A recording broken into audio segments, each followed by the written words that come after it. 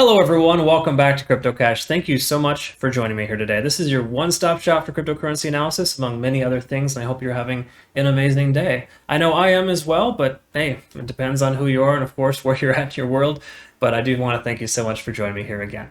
Now, if you're new to the channel, I'm not a financial advisor. This is for educational purposes only. We're looking here today at Celer Network, which is a request from one of my patrons. I really do appreciate you, Ronaldo, for asking that I cover this here today. Now, moving forward, again, as me being not a financial advisor, I do actually have over 15 years of trading experience. So keep in mind, this isn't my first rodeo. I've seen quite a few charts in my day, and I just really, truly love and enjoy analyzing charts. You'll get the feeling for that as you kind of progress and watch my videos if you're new to the channel. If you're back, welcome back. Thanks again for all of your support. Really greatly appreciate you. And if you are, again, new to the channel, just recommend checking out my Telegram community. There's a free link down below, of course, to kind of get engaged, learn as much as you can. But also consider joining my Patron account where I send out signals weekly, of course. Well, more so daily, but some weeks are better than others as far as the amount of trades that I take. But I basically share my trades with my community members. So, check that out, of course. I provide you with best practice, profit targets, entry targets, everything you really need to know to kind of be more in the know and informed as a trader, right? So you can kind of go more so on autopilot, have about an 80% success rate. I'm comfortable to be able to share that with you. I share all of my my trades with my community. So again, check that out in your own time. But without further ado, why don't we just go ahead and get to the charts? I do tend to ramble sometimes. Sincerely apologize in advance for that. Why don't we just get to it? Let's check it out. All right, folks, let's go and take a look here at Celer Network. And just before we do, we always look at Bitcoin and Ethereum first to get a baseline on the market so we know exactly what's going on. And, the whole purpose is to just get perspective before we take entry, because Bitcoin has a tendency of controlling the market, right? So we're going to look at that and just a quick little, snip on the ERC20 blockchain there, Ethereum, and go from there. All right, so first things first, I need to preface, I use TradingView.com desktop application. It's the best platform you could use. Honestly, it's just the greatest thing that I've used ever. Of course, Thinkorswim was a very good platform, but generally speaking, this works a little bit better overall once you get used to it. But more importantly, it only restricts you, it does restrict you and only allows you to have 2 indicators present at any given time. So I recommend the paid versions. I have a link in the description below if you want to check out a free month, see if you like it or not. But I might recommend that as a consideration if you're a little bit more serious and you like to use a format like this. It works very well. Just recommend that as a consideration. Now, moving forward, let's look at Bitcoin here first. And also here in this situation, what I want to preface is the fact that, Bitcoin is doing well in the last 48 hours, right? But keep in mind, we do have an options expiration tomorrow. I forget the specific time, but I know that it's going to happen tomorrow for Bitcoin and Ethereum, and there's a strong chance that a lot of people are going to lose out based on the simple fact that the price is much lower than when they entered the actual trades itself. So those contracts are expiring tomorrow. It's going to be interesting to see what happens. Commonly when that happens, when there's a large amount, it does tend to drive the price down. So I'm expecting that to happen. I'm expecting the price to kind of reject where it's at here. It's bounced off of 45,000 and come back down. I was expecting 44,000, but did surprise a lot of people here today to break above. So either way, it's good news no matter how you look at it, because all the altcoins right now are doing very well, at least better than they were before. Some are bouncing back significantly, Celer included. So we're going to take a look at that, of course, but just want to throw that out there and let you know that Friday the 24th could be an interesting day for us. And keep in mind as well, Fridays are typically strong sell-off days because the industry leaders, the whales, whomever you want to say, they take their profits on Fridays before the weekends and let us kind of do our thing on the weekends. So commonly we see green weekends and red Fridays followed by green Mondays and red Tuesdays, right? So it's a tendency, something that tends to happen quite often. Okay, either way, soapbox over. Let's go ahead and move on. Looking at the price here, price is below both moving averages, nothing to really worry about there, at least for now. We got a major resistance at 46,800, current support at 44,000. We got 42,200 here as well as another support, and 40/38,000 as a secondary and tertiary support if we lose 42.2. So just keep that in mind.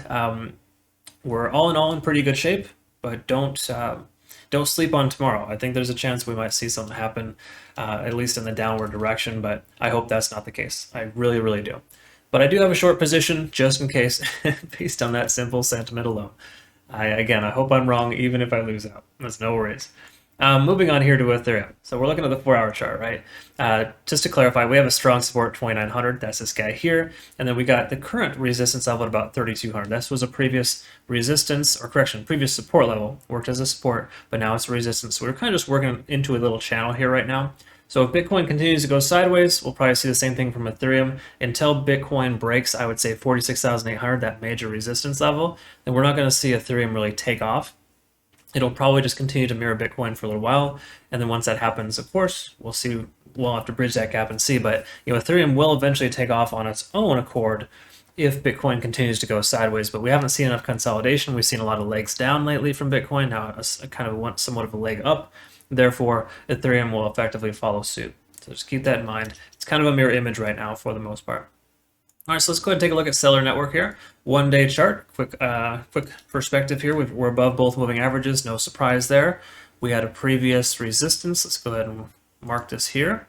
That is now the support. That is essentially the previous all-time high. At least I'm fairly confident that was the all-time high. Kind of looks like it. I believe its ICO date was 2019. Correct me if I'm wrong, but we did break the recent all-time high roughly a week ago, it looks like. And it broke below, of course, makes sense. And now it broke above yesterday, and of course, today we are in all-time high territory. So this is awesome for Celer network. Really good stuff. Keep in mind, it does appear to be a little bit on the, I guess you could say, overbought side. Only reason I say that is just based on the simple fact that it says what, two trading days, and it has a total about 82% from lowest to highest, right? So that's a lot of movements in just 2 trading days. So keep that in mind. It's hard to keep that up, especially if Bitcoin decides it wants to sell off tomorrow, or perhaps even just say consolidates, maybe retrace down to 44, 43,000. It doesn't have to retrace a lot. Something like this will kind of get a gun shy and come back down. That being said, though, we do have a strong support level here, which is nice, at about, what is that, 12 cents? Yeah, so let's go ahead and just mark 12 cents there. Because cool thing is, price comes down, it should likely bounce off that. Again, as long as Bitcoin doesn't take a nosedive, should be okay to have that hold. So all in all, that's where we're at there. Primary support at about 12 cents. If we lose that support, secondary support at about 9 cents. But I'm sure there's a few little support and resistance channels in here that we can identify with shorter time frames. Looking at the RSI, still under 70, which is fantastic. You can kind of see that 70 does tend to be somewhat of a resistance level. It'll break above for a short while and come back down. So all in all, right now, we could see some more growth tomorrow depending on Bitcoin's price movement. However, I would say it's safe to presume that the price should probably go sideways for a little bit. Again, we'll see that in smaller time frames, but RSI at 70 is actually perfect. But I don't want to see it go much higher because it will just kind of come back down if it does. Okay, so again, consolidation period right now. I mean, any good bull run is going to go up, over, up, over. It's going to be like a staircase pattern. We don't like to see a shot to the moon, even though people really love to throw that meme out there, and it's exciting and it's fun. It's very detrimental because oftentimes when the price goes up this high, it'll retrace at least 50% of its original starting point. So, there's a chance that this support level here will get tested soon if it continues to try to push much higher. Okay. Without consolidation, it is a terrible, terrible thing. At least I don't like it. I like to get the pumping and get the heck out, but long term, we want to see this kind of chill out because we can obviously see. I mean, I can pick this up right now. We're in overtime on TD sequential. Look at that. We're at a 9 right now, and we had a nice little reset right here. So I would say we are pretty much at a point where we need to kind of see some sideways action. But it is dying off right now, which is nice. Probably hit that standard deviation on the VWAP and causing the price kind of level out. We'll look at that here in a moment, but first things first, before we do, let's quickly identify that the price is above both moving averages. So that's great news. We got the 50 working its way up. So that could actually intersect with the price by the time the price comes back down. So if the price, eventually comes back down, this will likely continue to come up and average out. So we could have a nice little strong double support, so to speak, forming by the time we get there. RSI is up over 70 here. That's not a concern at all. In fact, I like RSI's up over 70 on the 4-hour chart with a nice kind of bull run. Keep in mind, this is fairly healthy. It's kind of got an up over pattern, but if it continues to go up any further, we might see a stronger retracement. MACD convergence right at about 9 a.m. September 22nd. Let's quickly mark that. I'm sure you know where I'm going with this if you are not new to the channel. I always draw a correlation. So just to clarify, if you are new or just in general reiterating this fact, The MACD convergence in the 4-hour chart is probably the strongest tool you could utilize as a swing trader, even as a day trader. Because like me, when I day trade, I work my way top to bottom first, and then I find the smaller time frames. 15 or 1 minute charts, all good, but it's irrelevant if you don't know what's going on in the big picture. We look in the 4-hour chart here, right, and we can identify, okay, we just converged on the MACD. That's a good consideration to take a long position, and even considering a short position, depending on your entry, right? So what I'm getting at here is, you can see here, obviously, with this price increase, this strong burst, that could have been a short squeeze, I don't know, but we're looking at about 20% of an increase, approximately, in that 4-hour time frame. That kind of an increase is very helpful, very beneficial, because the fact that it takes control away from the bears and gives it to the bulls.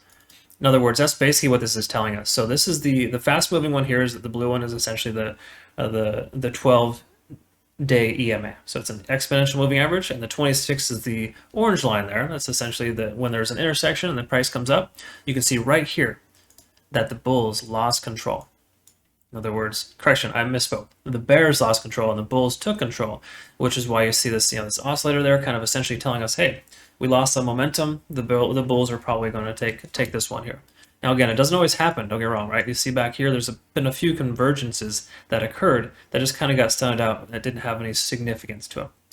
But again, when you see one like this, when the price is so low and we get such a strong sell-off, it's only inevitable for the price to come right back, right? It's that reverse retracement. It happens quite a lot. So just keep that in mind. That's kind of an important factor when it comes to the MACD. Just pay attention after, you can only hold a balloon underwater or a ball underwater that is full of air for so long until you get tired and it just has to surface. That's what happened here. All right, and what we do is we go ahead and take a look at the 1-hour chart and we kind of confirm. And I'm willing to guess here, again, I haven't looked at this yet, but I'm venturing to guess that the Ishimoku cloud is somewhere in here. So let's take a look here. Okay, pretty close. We're about 2 hours off, maybe 3. But what I want to get at here is, if you're new to the channel, the Ichimoku cloud is awesome because it's basically just, when the price is above, it's considered a buy signal. When it's below, it's considered a sell signal. So you can kind of see here, the price was in the cloud. It was going to break above. It didn't. Therefore, you would have held on and not taken a position. Comes down, consolidates, breaks above. Right here, you'd want to consider taking entry. Okay. But look at this. No less than 2 hours later, after the price broke above the cloud, the 4-hour chart, MACD convergence, told us that we have the bears lost control and the bulls are gaining control. It's kind of like a double rainbow, a double entendre, whatever the case is, whatever awesome insert word here. That happens when you see these two things communicate. And it happens a lot in cryptocurrency because Bitcoin sells off and then it retraces and then it ramps back up again. It's never just a nice, smooth, slow grind. It's always a jump up or jump down. Those leg ups and those leg downs cause altcoins like this to recover and respond differently. Oftentimes they respond 2 or 3x to Bitcoin, right? So I'm venturing to guess if you measure this here for Bitcoin, it is definitely not going to be a 62% increase, right? We probably only saw about 10, maybe 12% in the last 2 trading days. But Celer, different story. That's why, understanding what Bitcoin does is very important. Okay. All right, so that being said, that's kind of where we're at there. Let's take a quick look at TD sequential, and I guarantee this is going to be extremely overrated. Now, actually, we got a reset, not too bad. But still also consider the fact that this strong of an increase, we need to see some sideways action. I've kind of reiterated that a few times. But what I'm getting at here is if we look at the TD sequential, just to kind of touch on this here, we see like 1 to 9. If you're new to TD sequential, basically just takes the 4th previous candlestick, and if it's higher or lower than the direction it's heading, it'll continue counting up. Stops at 9, basically telling us that we should see a retracement or some type of consolidation afterwards. All right. So right here at this point, we see the 9. We should have seen the price go sideways or down, right? It should have done one of 2 things. It didn't. It kept going up, right? It went up to break its resistance. I think that was the most recent all-time high. That's why it continued up even further.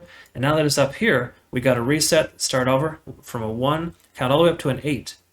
And even though it retraced right there a little bit, I still consider this to be overtime. So I'm going to say that the price should go sideways or come back down, because when you have two increases like this on TD sequential, if the first one doesn't go sideways or consolidate, the second one will. Okay. So again, regardless, unless Bitcoin goes to 50,000 tomorrow or this weekend, then we're going to probably see Celer go sideways for some time, maybe even retrace back down to 12 cents. So if you're in the profit right now, I might recommend considering taking, maybe a 50% position. How much higher is Celer going to go? I mean, honestly, we don't really know, right? But we can identify now that it's fairly on the overextended side, right? That should play for something. So me, the kind of trader that I am, being more patient and taking profits while I can, I would either close my position or close half my position, depending on my profit target I were to hit. You should at least be at profit target 1 or 2 by now. And then when the price retraces, you buy the dip and you buy closer to support. Okay, I love buying or selling when the price is overextended, and then rebuying when the price is closer to the support level that it had broke as a previous resistance. Okay, again, just some professional advice there. In all the years I've been trading, that's served me very well, especially more so lately when it comes to cryptocurrency and staying profitable in this industry. In other words, I have about an 80% conversion rate. It's about 82 right now, but generally speaking, I average about 80% success rate for all of my trades, and I actually share those with my community members. So if you're new to the channel, reference my Patron account. I actually provide you with swing trade, hodl trades, and day trades, but I provide you with signals on every single entry that I take, so you can kind of follow along if you'd like. And we all stay in the know, learn as much as we can. We got a private chat group. It's all a very cool, constructive environment. We're already about, what is it, somewhere in the range of, we just breached 50 members this month in only 3 months. So it's been a really great experience. So thank you so much to my patrons. You are awesome. I really deeply appreciate you. Thank you so much. Moving forward, of course, let's go ahead and take a look at the 15-minute chart, and we'll call it a day here. And I just want to kind of provide some insight here on how to find a good entry point in a scenario like this, because this is like all-time high. This is new territory. Typically, you're going to use one of two things. You'll use Fibonacci retracement, or kind of find new support and resistance levels. So we can kind of just pull this out here right now and kind of see roughly what might be a good strong support or resistance. We can see one forming right here. And we'll just go ahead and use that as kind of the primary. So obviously we can kind of see that. We could have picked it out of hat regardless without Fibonacci retracement, because you can kind of see how this was holding as a support. So this would be the primary support. I wouldn't say it's a strong support, because again, this is like new territory. The stronger support you can rely on is the most recent or previous all-time high, which we've already identified is 12 cents. Okay, so 12 cents is kind of the important number there. I might consider taking 1 or 2% below the 12 cents there. So maybe take move your stop loss up to somewhere in the range of about 11.5 cents, just so you have that little buffer there in case the price were to come below. But generally speaking, I would move my stop loss higher if you haven't already, and consider again taking profits and buying closer to the support. Anyway, so yeah, back to the 15-minute chart, just to kind of identify here what's important is EMA and VWAP. Now I have this EMA and VWAP tool here, more so designed to ensure that we get basically two, I don't know if you notice a common theme here. I use 2 indicators per time frame. So these are my 2 favorite indicators on this time frame. And the reason why is because the VWAP is the volume weighted average price. It tells us the volume expressed as a price in the last 24 hours. So as of right now, the VWAP, it's actually probably going to reset here in just a moment. It is actually telling us that the price should be right around 13 cents, whereas it's closer to 14 cents. So that's the deviation here of approximately 8%, which is exactly why the price is coming back down, because we went much further than we should have. In other words, this point right here, the highest point was about 16%. So we're commonly going to see a retracement when it's over 10. I don't expect you to memorize that. Just remember that the VWAP is a support level. It's a consistent support level. It does reset at 5 p.m. Pacific Standard Time every single day. So whatever time that is for you in your time zone, you'll see, and we'll see here in just a moment, this will come up and meet with the price action to essentially reset that standard deviation line. And why that's important is because we look at this here, we look at the VWAP, you can see that standard deviation, the price went above here quite a lot, so it has to come back down. It's kind of like that gravity of trading. It's holding the price within range. There we go. You see it kind of pinch there and get reset. It's based on the fact that that is like a post-market hours on trading. So generally speaking, every traditional trading day, it opens at 6:30 a.m. Pacific, and then of course, you got the regular market hours at close, and from 1 p.m. to 5 p.m. is post-market, and 5 p.m. Pacific resets every single day. So VWAP is kind of nice because it gives you a new, fresh outlook on that. So that standard deviation line, those will always reset at that point. But generally speaking, the reason why I wanted to identify that is the fact that the VWAP is good for support. We're above VWAP right now, however, the price is overextended. So just to kind of close this school of thought, with the price being up over EMA and VWAP, you can tell it's working as a strong support. So there is a slight chance that we might see a continuation to the upside, but I think it's very low. Again, this will probably continue to go to the upside eventually soon. So what my guess is here, and I might even consider sending a signal to my community here, maybe I would say recommend consider buying at about 12 cents. If the price were to come down, maybe in the range of just say 11 to 12 cents. And then, of course, consider a long position, because I do think that this has a strong potential to continue to 20, maybe 30 cents by year end, just based on the simple fact that it's doing very, very well right now. I think it's a mid-cap coin, and it's probably going to become a large market capitalization coin in the near future, just based on its growth. It's growing consistently. I think it was in the 200 to 300 range not so long ago. Now it's closer to the 150 for, again, market capitalization. And what's happening right now, too, if you're not familiar, with altcoin season on the horizon, what signals altcoin season is, first of all, Ethereum to kind of move independent of Bitcoin. It's done that twice already. Furthermore, we're starting to see these large market capitalization coins take off. You know, the ADAs, the BNBs, I mean, Solanas, there's a lot of coins that are, in the top 10, 20, 30 that are taking off consistently. Now, a lot of the other coins, the mid to low cap coins, some of them are sporadically taken off, but those are the ones that are going to be the final ones to kind of, conclude that we are in altcoin season. So simply put, a lot of market capitalizations coming away from Bitcoin and moving into these other altcoins. Okay, and also keep in mind too, a lot of Bitcoin miners are retaining their positions as well, which also adds to this. It kind of adds fuel to the fire. Wait, fire to the fuel? I don't know. I think I got that right. Regardless, I think you get the analogy there. And what do we know? Look at this here. Price is starting to retrace a little bit. I wonder if Bitcoin's coming down. No, see, Bitcoin's still coming up. And that kind of shows here that it's overextended. If Celer network is retracing and Bitcoin isn't, then it's obviously on the overextended side. So again, consider taking your profits. I would say 14 cents is a good profit target, depending on your position, of course. Consider adding to your position at 12 cents again after you've taken your profits if possible. And if you're new to the trade, I would recommend 12 cents is a pretty decent starting point.